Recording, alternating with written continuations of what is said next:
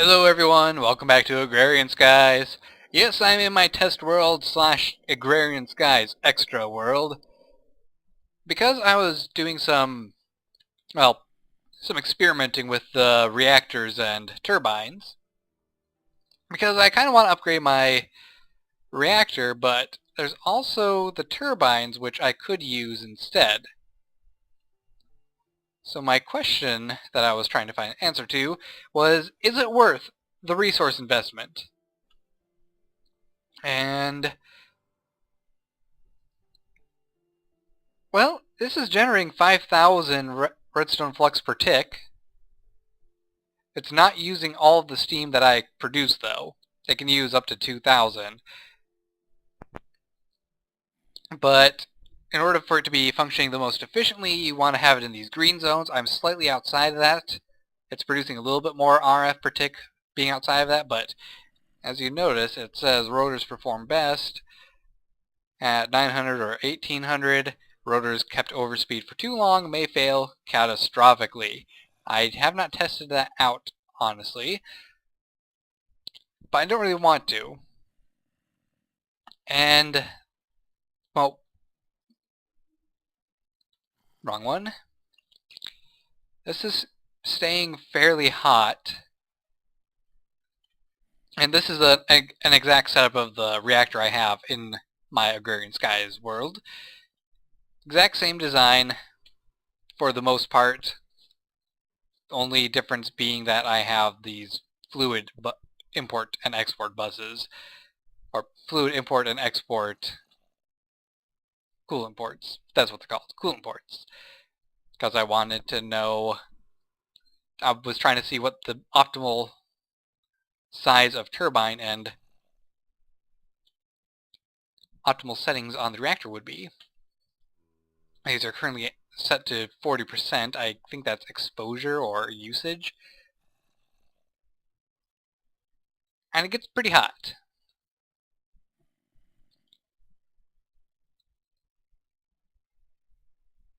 I don't know if it's safe to have these things all the way up, but I do know that if I increase any more of the flow here, like say by 100, this will start speeding up, and for some reason it doesn't actually change when I'm looking at it. It's supposed to, but for some reason it's not. So I just click exit and click on it and just watch it increase.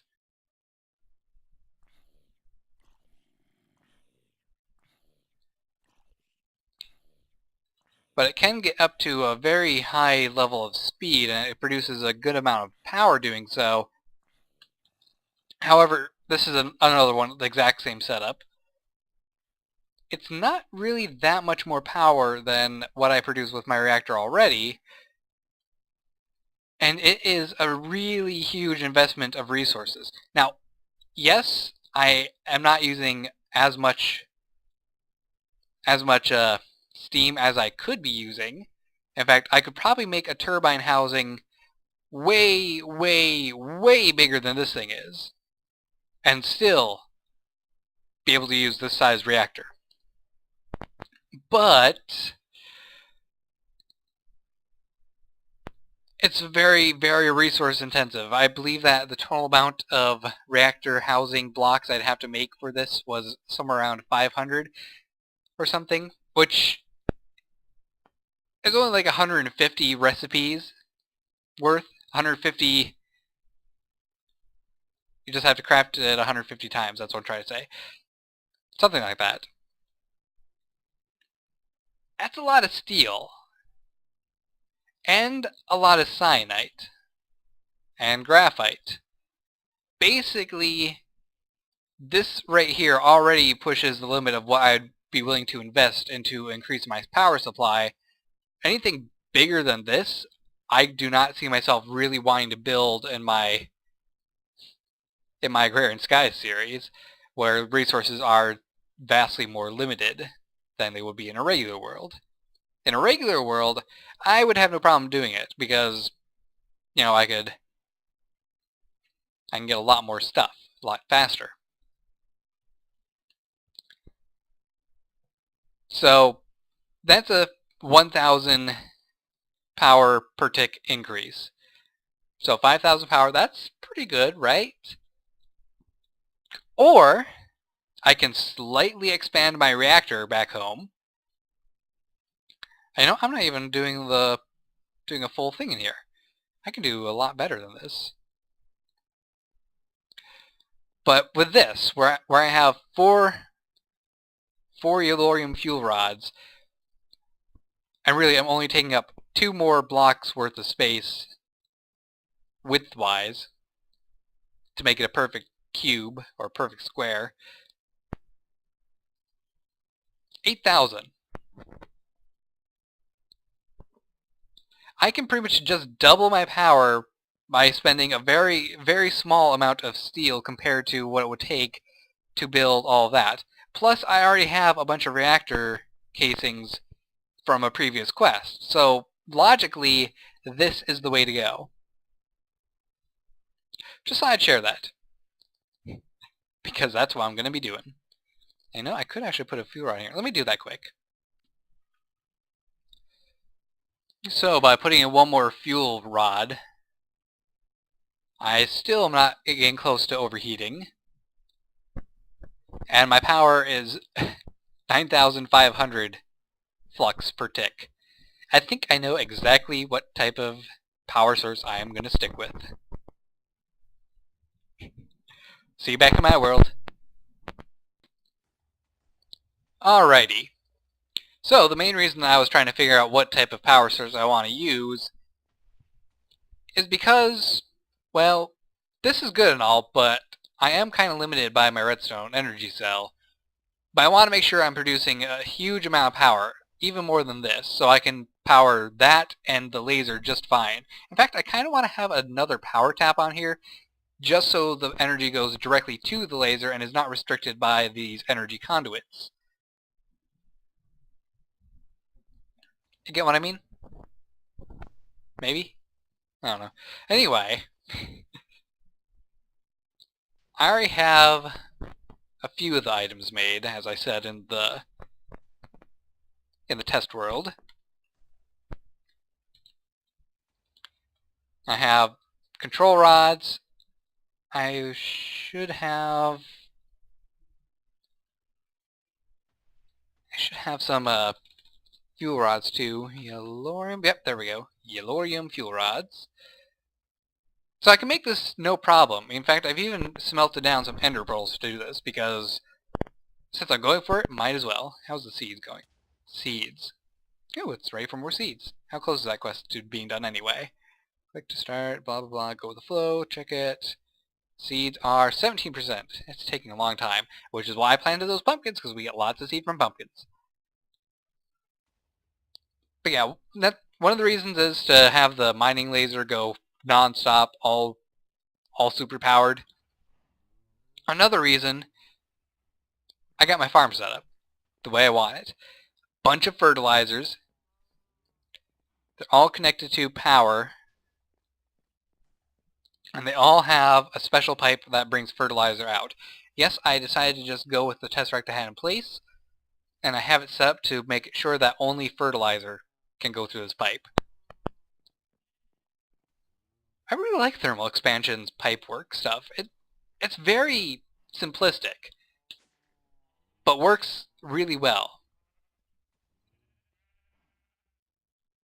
So, yeah, it almost works as well as having all these ME cables everywhere, but ME cables are slightly more expensive, so I don't like using them too much. Maybe it'd be smarter if I did it, but I'd require more power to do so. It's a wash. Anyway, get this on. I was just wearing my robe for no reason, really. Oh, and my fortune hammers are almost broken. I need to get those repaired. And let's see, we have a good amount of power, but I want to make sure we have plenty of backup before we upgrade our energy cell, or our reactor. And I think all it really took was surrounding this energy cell here with Enderium. So we're gonna be running on our battery power.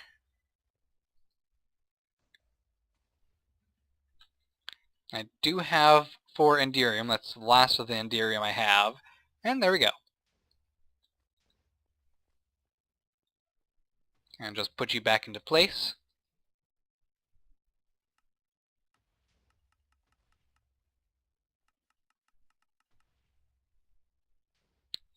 And there we go. Honestly, I don't know how it's filling up since I'm putting out exactly what it's taking in. And this is only putting out 4,000. But it's nice to know that I am capable of easily taking in a lot more power than what I would be generating with that reactor upgrade I'm planning.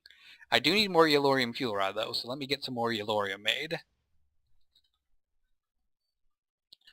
I'll take that, and I'll take this out and say, hey, oops, wrong one.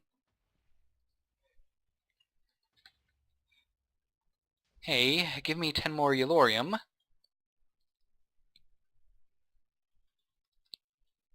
And pulverize that Yellorium ore. Okay. Sweet. So, let's talk about my fertilizer farm while that is crafting. Jetpack. Thank you.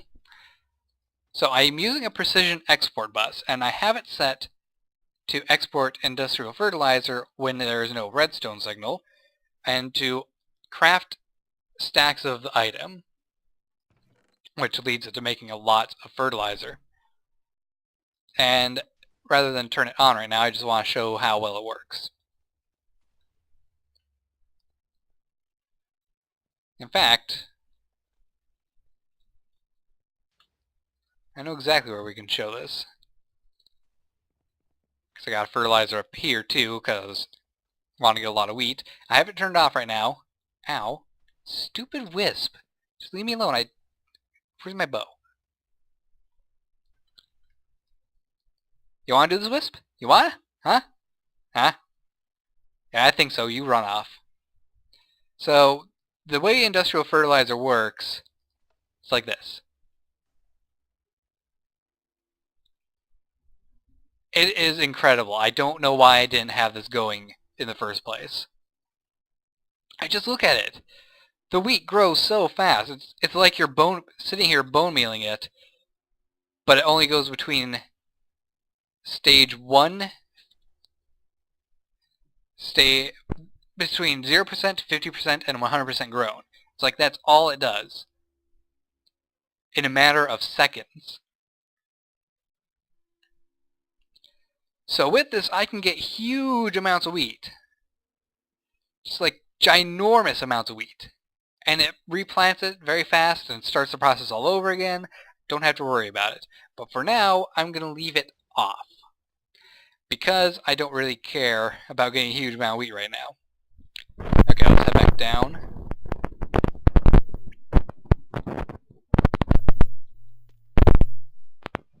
Yellorium should be crafted by now. Only 2 are crafted. What are we missing? We're missing Yellorium dust. I told you how to make Yellorium dust. Craft me some Yellorium dust.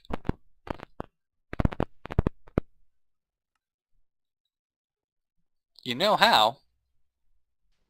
Oh. Right. That could have been a problem. Okay, now it's crafting tin. Now it's pulverizing tin and working on the stuff. Okay, it's working now. Oops, my mistake. I forgot I was making hardened glass earlier.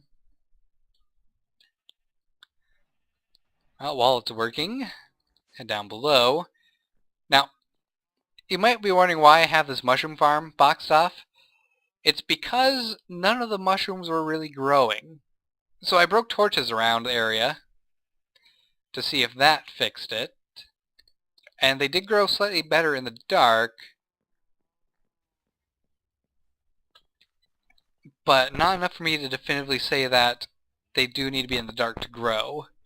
Still, I decided to encase the area just on the off chance that darkness is what causes them to grow, and I think it actually is because most of the growth you see is in the darker part of the farm, so if you're going to do a mushroom farm, make sure it's in the dark, not sitting next to a skylight like I put it.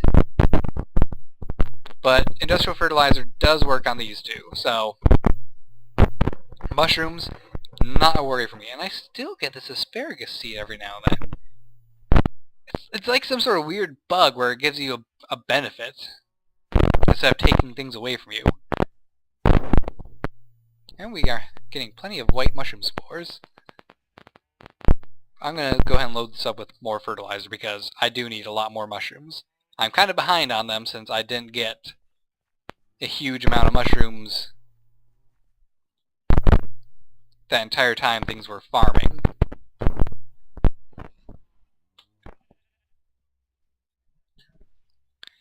Okay, yellorium. I have plenty of yellorium dust. I'll just toss that into the furnace myself. Here, have yellorium.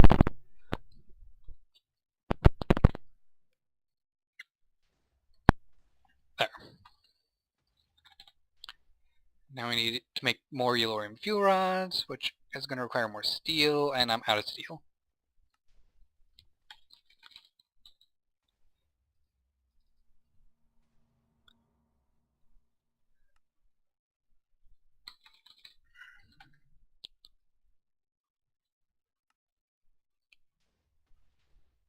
There we go.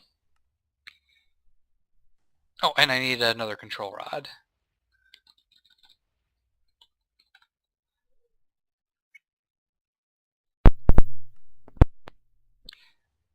Give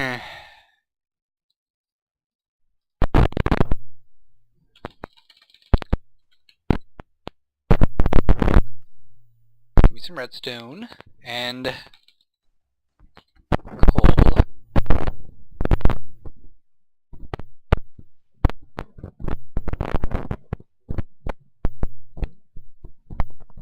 Gimme.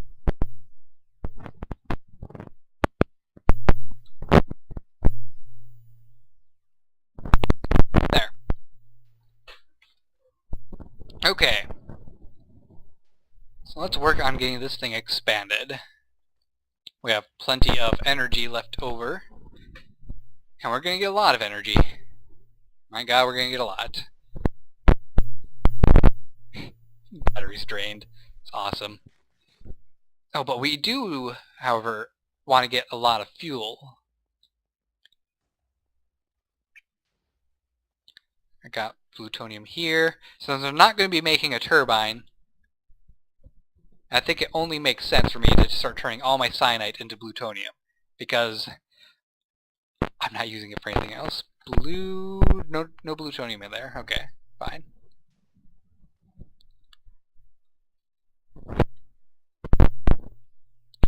Alright, so it's going to extend to here. I'm going to lose some bone bricks, but I have plenty of bones, so who cares? And I won't expand it directly yet. Where did I put my reactor? Oh, son of a... Plus I want to make sure that I have all the reactor casing I need.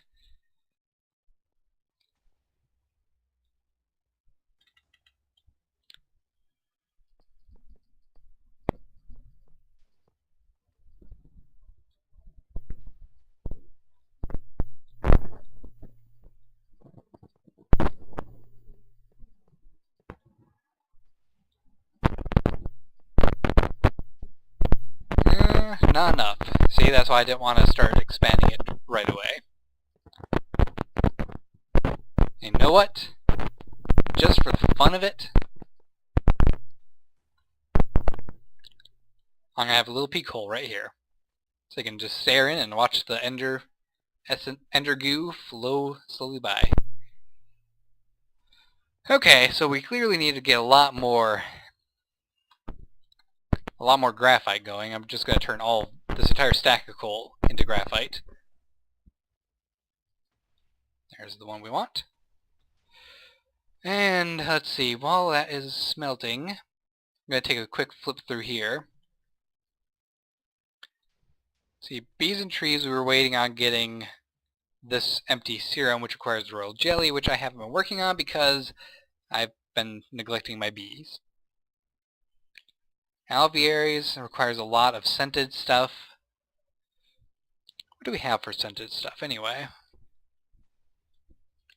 We're looking for alveary, fan, heater, lighting, frame housing.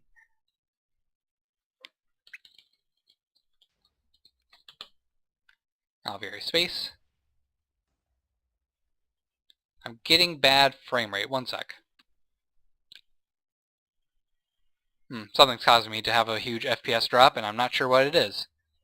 But my computer is whirring like crazy. So clearly it's thinking about something. And it's going to tell me what the hell is using all my processing power in probably a minute. Let's see, requires an alveary. Requires an alveary. Requires an...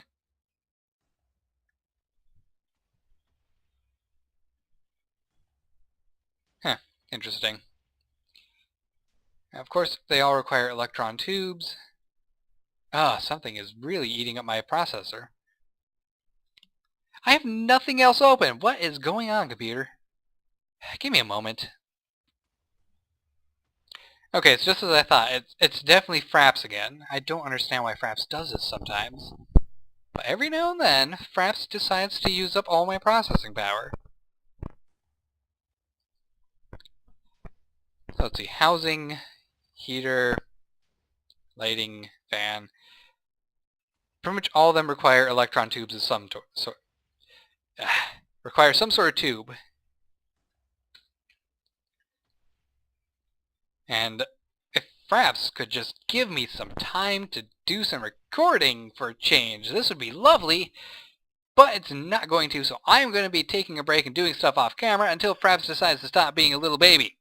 Stupid.